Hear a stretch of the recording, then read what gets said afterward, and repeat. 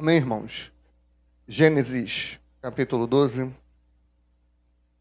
primeiro livro da Bíblia, Bereshit. Livro do Gênesis, capítulo 12.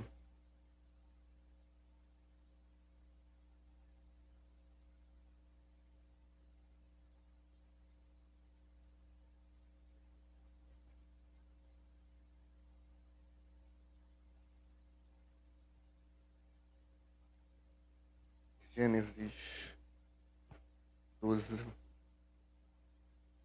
Alô, 1, 2.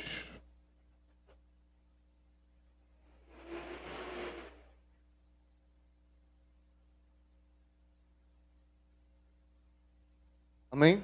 Todos acharam? Não levei fé. Amém? Todos acharam? Digam amém. Amém.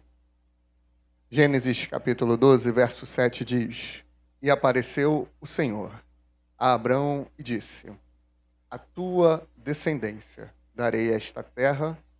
E edificou ali um altar ao Senhor, que lhe aparecera, e moveu-se dali para a montanha do lado oriental de Betel, e armou a sua tenda, tendo Betel ao ocidente e Ai ao oriente, e edificou ali um altar ao Senhor, e invocou o nome do Senhor. Amém? A igreja pode sentar-se com a graça do Todo-Poderoso. Toda a Bíblia, ela é a palavra de Deus. Amém, irmãos? De Gênesis a Apocalipse. Não é porque é aquilo que chamam de Antigo Testamento que está obsoleto ou inadequado. Pelo contrário, a Bíblia, ela precisa da interpretação correta para nutrirmos os ensinamentos que o Senhor quer nos passar. Paulo diz em Romanos 15, tudo que foi escrito para o nosso ensino foi escrito, referindo-se ele ao Antigo Testamento, ou como gosto de chamar, o Primeiro Testamento. Nós estamos diante de um texto bem conhecido, bem popular, que é o chamado de Abraão. E nesse texto nós vemos o altar. O altar, ele tem um significado bem interessante no Antigo Oriente. Sempre que alguém queria algo da parte do seu Deus, da sua divindade, esse alguém, ele edificava um altar, pegava algumas pedras e fazia uma pequena construção. E ali ele sacrificava um animal, derramava sangue, para de alguma forma barganhar com o seu Deus, para ir atrás da sua bênção. Quando olhamos para a Bíblia, nós vamos ver alguns homens que edificaram altar. Noé, Abraão, Isaque, Jacó, Moisés, Josué, Gideão, Davi, Elias, Salomão, entre outros, edificaram altar. Altar, no hebraico, quer dizer misbit, que deriva da raiz hebraica zabak, que significa sacrificar ou imolar. Altar é lugar de sacrifício. Mas os homens de Deus, eles não sacrificavam, eles não faziam altares como os gentios faziam. Eles faziam para barganhar com Deus. E aqui nós já temos a primeira lição: ir à igreja para barganhar com Ele, ir à igreja só para querer algo que Ele possa dar ou fazer, não gera um relacionamento com Deus, não gera intimidade nem proximidade com Deus. Abraão é um grande exemplo disso. Abrão, aqui chamado de Abrão, ele não era um arquiteto, ele não era um homem que tinha talvez os dotes, o conhecimento, que tinha a qualidade, que tinha a característica para construir altares. Mas ele entendia que era necessário, porque algo diferente aconteceu com ele. Não se sabe se foi uma voz que veio, assim como aquela música secular fala, né? A voz do anjo sussurrou no meu ouvido. Não se sabe se foi isso. Não se sabe se foi um profeta que veio todo pomposo, bonito e falou assim, te diz o Senhor. Mas chegou até ele a palavra do Senhor, dando-lhe uma ordem: sai da tua tenda, sai da tua parentela e vai para a terra aonde eu vou te mostrar. A pergunta que fica é, quando Abraão recebe, ou melhor, Abrão, quando ele recebe essa palavra, acontece na hora seguinte a conquista da terra? Acontece no dia seguinte a conquista da terra? A promessa se cumpre na semana seguinte? Não. Leva-se tempo. Leva-se um período. Por isso que Abraão é conhecido como o pai da fé. Porque ele recebe uma palavra e responde a essa palavra com obediência. Abraão obedece e segue rumo àquilo que o Senhor falou. A segunda pergunta que fica: o Senhor mostrou qual era o caminho? Não.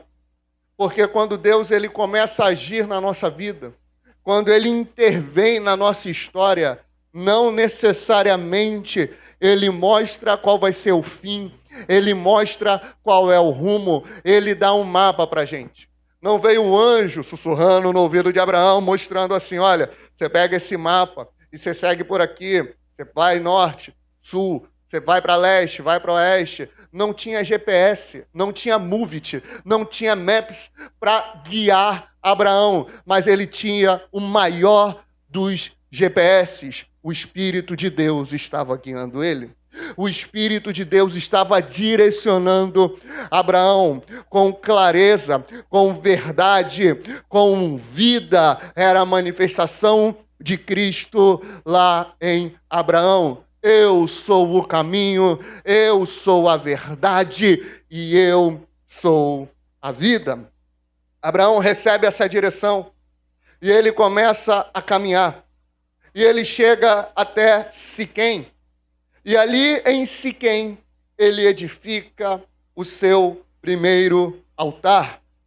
O altar da primeira revelação. Grande ponto.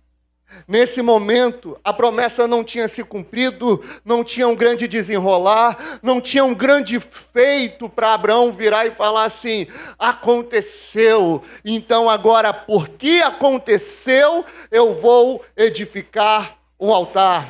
O altar no Antigo Testamento é sinônimo de adoração, é sinônimo de submissão a Deus, é sinônimo de dedicação a Deus. Abraão ouve a palavra, ele obedece aquilo que ele ouviu, a ordem foi: sai da tua terra. Ele falou, sim, Senhor, eu vou sair, eu vou caminhar, eu vou avante. E no que Abrão vai, ele edifica um altar. Adoração, irmão, adoração, minha irmã, não é apenas quando nós vemos promessas, coisas boas acontecerem. O altar tem que ser edificado quando Deus se revela para você, quando Deus fala com você, quando o evangelho é pregado para você. Só que a gente só se empolga, a gente só adora, a gente só serve a Deus quando? Hein, igreja? Quando? Quando acontece uma coisa boa. É vir uma luta, é vir um desafio, é vir uma adversidade que a gente para. Deixa de ir para a igreja, deixa de orar, deixa de ler a palavra. e quer parar. Abraão, ele entende que a grandeza, presta bem atenção nisso, a grandeza não está na promessa que Deus deu, a grandeza está no Deus da promessa. Enquanto a igreja não entender a grandeza do seu Deus, enquanto a igreja não entender que a grandeza está nele, que o poder está nele, que a glória está nele, que o louvor é para ele, que a adoração é para ele, os altares serão de barro, serão de gesso, mas quando entendermos quem Deus é, os altares serão de pedra. Os altares serão eternos. Os altares serão únicos e verdadeiros. O que é que isso quer dizer, pastor? A adoração não vai acabar. O louvor não vai acabar. Nós vamos adorar em espírito e em verdade, porque o Criador dos céus e da terra se revelou a nós. Ele falou conosco. Ele se manifestou. Abraão entendeu isso. O altar é ato de fé. Altar não é ato de celebrar a vitória que foi alcançada, tudo isso é consequência. Manifestação do poder de Deus é consequência. Cura é consequência. Milagre é consequência. Porta de emprego é consequência. Tudo isso, irmãos, é consequência. Por quê? O mais importante na nossa vida é termos a revelação de Deus. É termos a intimidade com Deus. É o Senhor falar conosco. É o Senhor nos dar direção. É o Senhor estar ao nosso lado, mesmo em meio a muitas lutas e a muitos desafios. Abraão edifica o seu primeiro altar em resposta e gratidão à revelação inicial de Deus na vida dele. Isso é quando nos convertemos, ouvimos a palavra do Senhor, ouvimos que Jesus cura, liberta, que Jesus salva, que Jesus restaura, que Jesus transforma. Nós ouvimos o evangelho que diz: arrependei-vos, porque é chegado o reino dos céus. Essa palavra muda a nossa vida por completo, transforma o nosso interior. A gente começa a seguir, a caminhar e constrói um altar. Eu não estou falando de construir um altar no teu quarto, não é para sair catando paralelepípedo e construir um altar em casa, como outras religiões fazem, não. Eu estou falando para construir um altar aí dentro. Para construir um altar no teu coração. De adoração a Deus, porque tu depende de Deus, tu não depende de mim. O mediador entre Deus e os homens é Jesus, não é o pastor, não é o líder. O mediador entre Deus e os homens, aquele que intercede por nós com gemidos inexprimíveis, é o Espírito Santo. Não é o pregador da internet, não é aquele homem, aquela mulher famosa. É a própria Trindade se manifestando a nós, dentro de nós, no nosso interior. Porque Ele te salvou da condenação eterna, da morte eterna. Não adianta vir com oferta, não adianta vir com dinheiro, não adianta vir com dízimo, não adianta vir falando: não, eu vou receber porque eu vou dar mais. Nem traga, irmão. Nem traga. Se você acha que dando, Deus tem que me dar mais. Eu dei uma grande oferta, por isso, então, Deus tem que me dar? Não, isso é manipulação, isso é engano. Você tem que edificar um altar aí dentro do teu coração a Deus. É aí dentro. Deus se revelou, você construiu o altar. Deus falou contigo, você edificou a adoração dentro de você, edificou o louvor dentro de você. Você estava lá no mundo. Você estava pulando de religião em religião, de caminho em caminho, de filosofia em filosofia, de ideologia em ideologia, de fé em fé, de crença em crença. Mas teve um estalo. Teve uma coisa diferente que mexeu contigo, que foi no teu interior, te trouxe um impacto tão grande. É como aquela voz que vem e fala ao teu ouvido: sai da tua terra, sai dos teus caminhos, sai dos teus conceitos e vai para a terra que eu vou te mostrar. E segue o caminho da adoração. Segue o caminho da dedicação a mim, porque eu serei contigo. Porque eu tenho salvação para você, para a tua casa, para a tua família. Quando tu recebe aquilo, é o que Jesus fala em Apocalipse, é o primeiro amor. É aquela novidade, é aquela coisa nova, e nós seguimos, avançamos e caminhamos. Só que nós somos homens, somos seres humanos. Nós erramos. Falhamos. Engana-se quem acha que ser cristão é ser perfeito.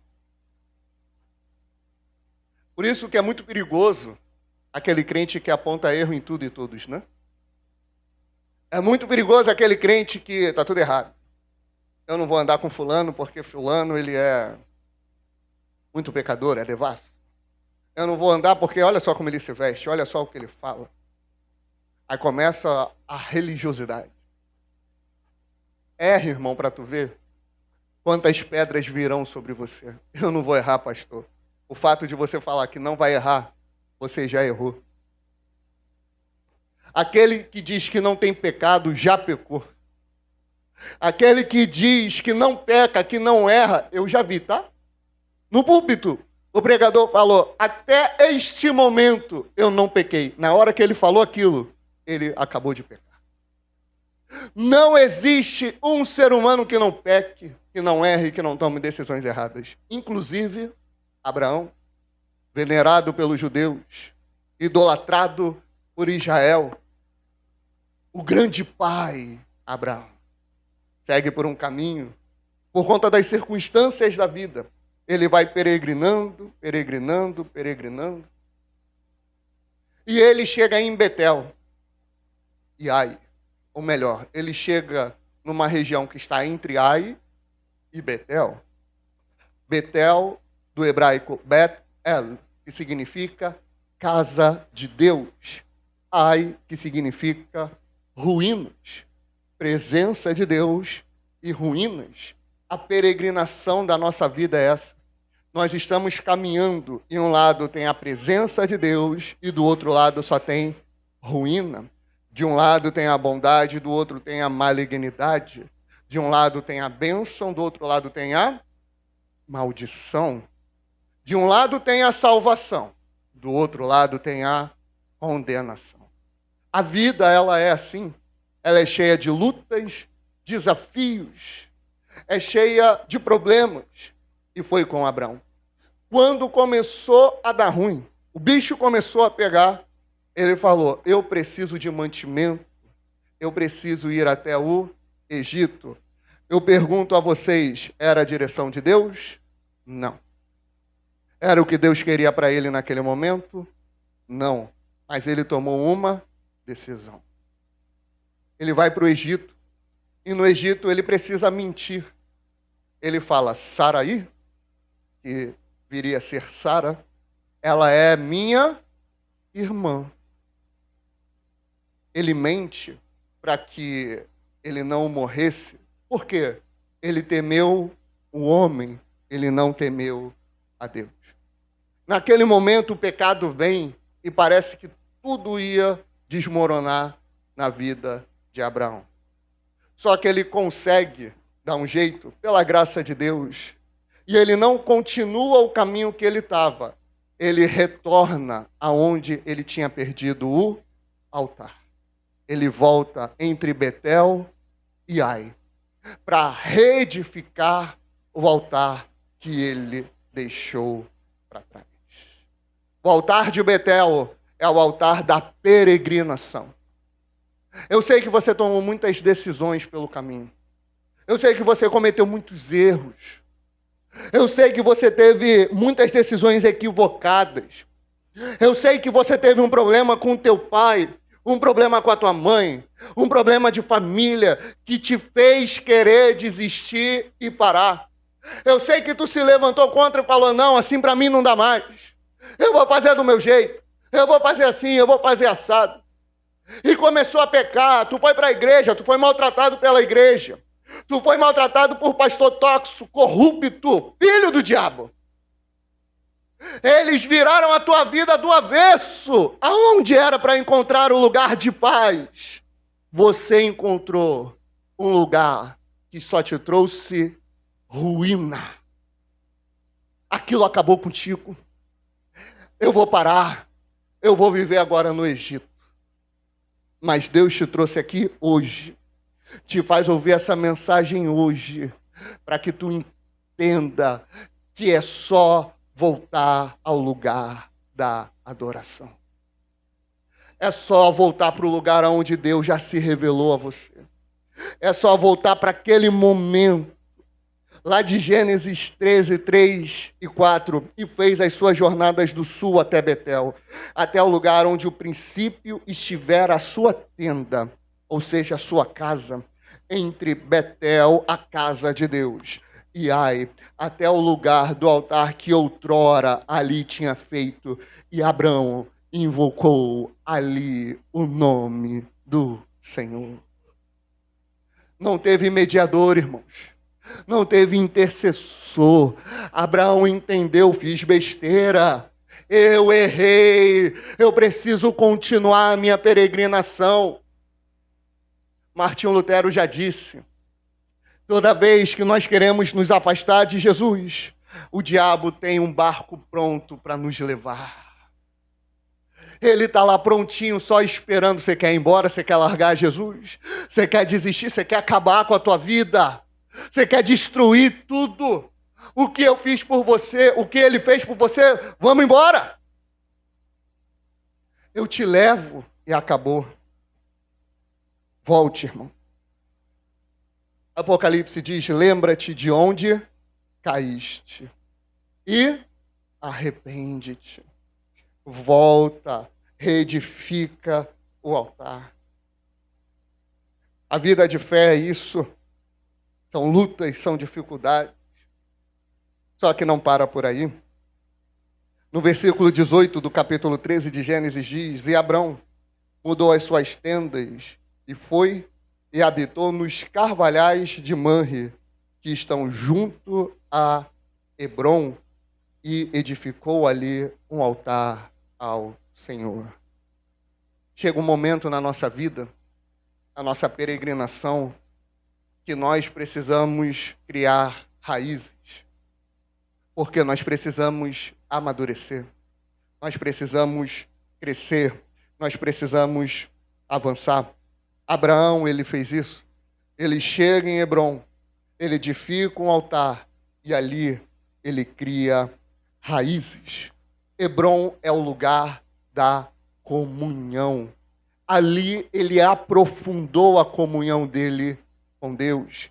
Em Hebrom se cumpriu o que Jesus falou para os seus discípulos, João 15:15, já não vos chamo servo, porque o servo não sabe o que faz o seu senhor, mas tenho-vos chamado amigos, porque tudo quanto ouvi de meu Pai vos tenho dado a conhecer. Ali em Hebrom, Abrão, ele tem a intimidade dele amadurecida. Ele passa a ter mais comunhão com Deus. Ele passa a buscar mais a Deus.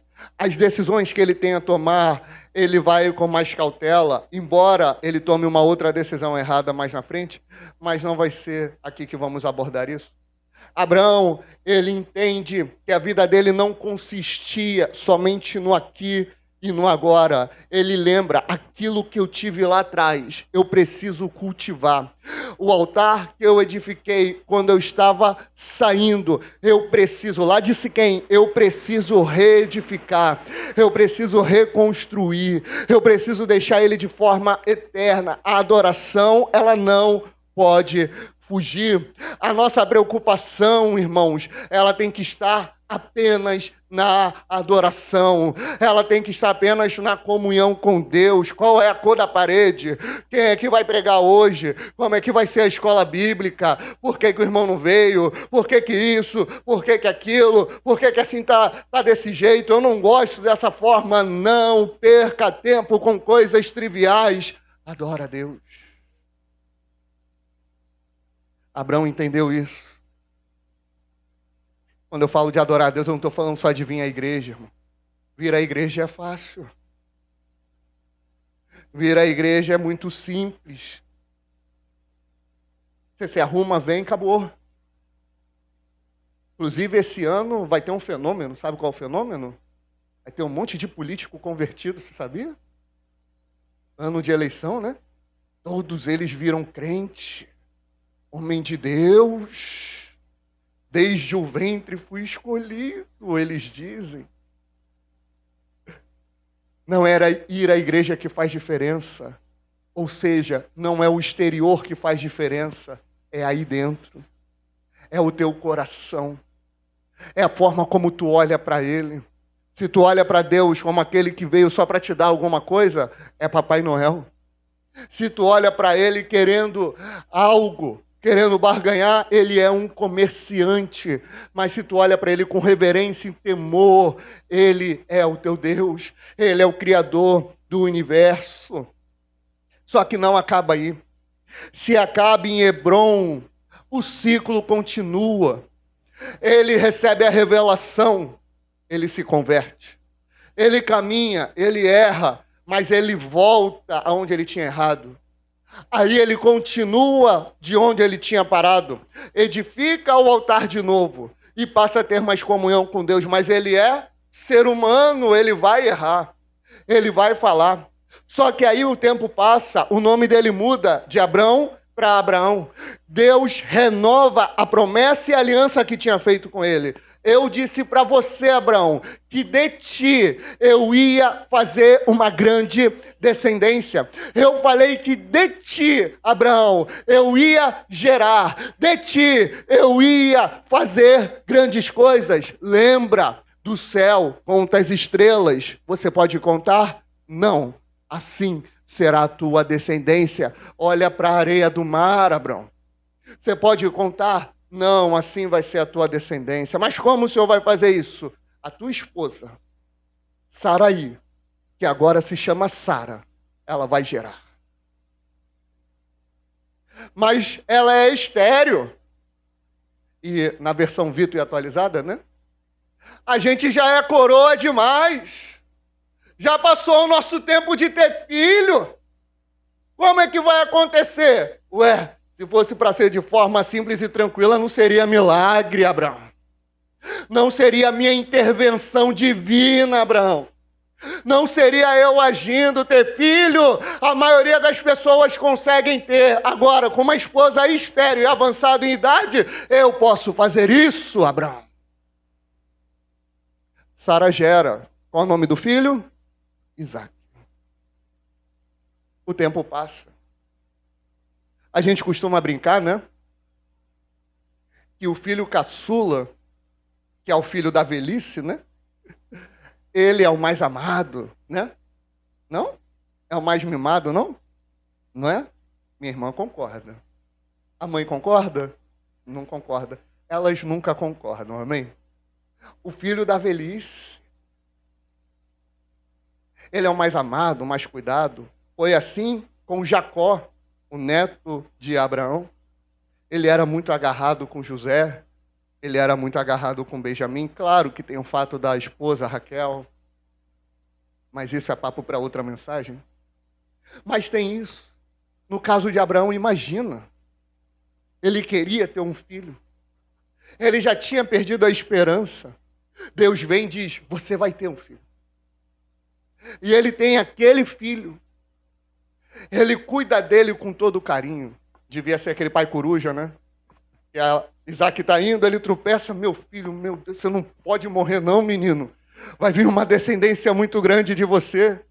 Segura a onda, não faz isso, não faz aquilo. Ele devia cuidar de Isaac como se fosse um cristal, para não quebrar. Aí vem a voz, ou o profeta, não sei, e fala para ele assim, pega o teu filho, o teu único filho, e sobe o monte Moriá, Gênesis 22, e sacrifica esse teu filho para mim. Abraão pega o menino, alguns dizem que ele já tinha 33 anos, fazendo alusão a Jesus, que foi sacrificado com 33 anos.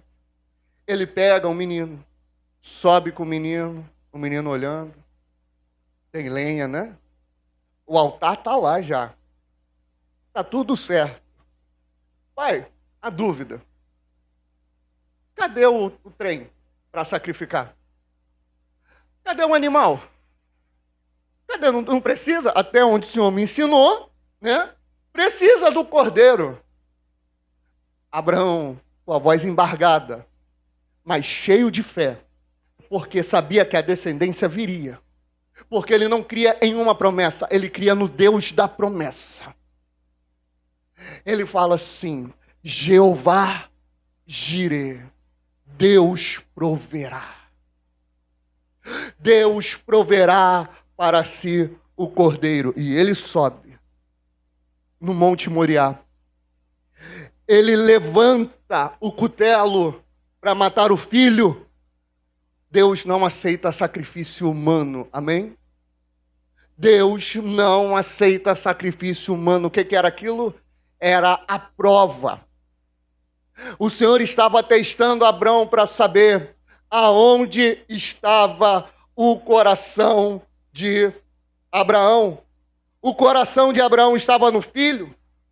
O coração de Abraão estava naquilo que ele já conseguiu em Deus. Deus já te deu muita coisa, mas você está disposto. Você está disposto a entregar tudo isso, a renunciar tudo isso em obediência a Deus? Não, mas não faz sentido. Deus me prometeu que eu vou conseguir aquilo e eu vou ter que entregar aqui agora. Não. O problema não é se você tem ou deixa de ter, aonde está o teu coração. Abraão estava no altar da entrega total. É o altar definitivo. É o altar de é tudo ou é nada. Você é cristão ou você não é cristão? Você serve a Deus ou você não serve? É aqui. Abraão, para matar o menino, ele ouve a voz. Não faça isso. Abaixa a arma. Não é assim que eu trabalho. Não é isso que eu quero, Abraão. Abraão se alivia. Ele olha para o lado. E curiosamente tem um cordeiro ali perdido. O cordeiro era valioso, irmão. Não se perdia cordeiro ou ovelha dessa forma. Mas ele tinha bradado uma palavra: Jeová Jireh, Deus proverá para si o cordeiro. Curiosamente, lá em 2 Crônicas 3, no Monte Moriá é edificado Jerusalém. E aos redores de Jerusalém, um homem é entregue numa cruz em salvação pelos nossos pecados. Deus proveu para si o cordeiro. Qual é o nome do cordeiro? Jesus. O cordeiro de Deus que tira o pecado do mundo. Abraão não precisou sacrificar Isaque, mas Deus Pai não poupou Jesus. Deus proverá para si o cordeiro. Ali encontra o cumprimento em Cristo Jesus. Irmão, é tudo ou nada. Você está disposto a entregar? O sonho, o relacionamento, o ministério, a própria vontade, a família, a esposa, o esposo, a empresa, o filho. Você está disposto a entregar a tua vida para Ele? É para Ele. É tudo para Ele. O altar de Moriá nos ensina: a fé madura não retém, entrega tudo. É agora que o pastor vai começar a falar de dinheiro. Eu não estou preocupado com o dinheiro. A gente não tem nem momento de oferta. Você quer entregar, você entrega. Você não quer, você não entrega. Isso não é problema meu. Eu estou falando de entregar a tua vida ao Criador dos céus e da terra. Eu não estou falando para entregar para mim. Se tu entregar para mim, acabou. Tanto que eu perco minha aliança, meu relógio, minha carteira. Se tu entregar qualquer coisa para mim, já era. Vai acabar. Mas você vai entregar a tua vida para aquele que não erra e não se engana. Para aquele que não muda a sua palavra, ele vela sobre a sua palavra para cumprir. Você vai entregar a sua vida para aquele que ama de forma incondicional. Você vai entregar a sua vida para aquele que se entregou por você. Aleluia! É Ele. Em Siquém, o altar da revelação, Deus se manifesta, a fé nasce. Em Betel, o altar da peregrinação, Deus sustenta, a fé persevera e retorna. Em Hebrão, o altar da comunhão, Deus aprofunda, a fé amadurece e permanece. Em Moriá, o altar da entrega, Deus prova e provê, a fé se rende completamente. Essa é a nossa jornada. Essa é a nossa vida. Começamos com encontros com Deus.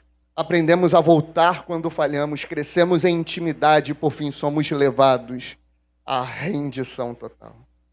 Todos os altares apontam para Cristo, onde Deus se revela plenamente, onde oferecemos nossa adoração e onde o mundo vê o amor redentor nele.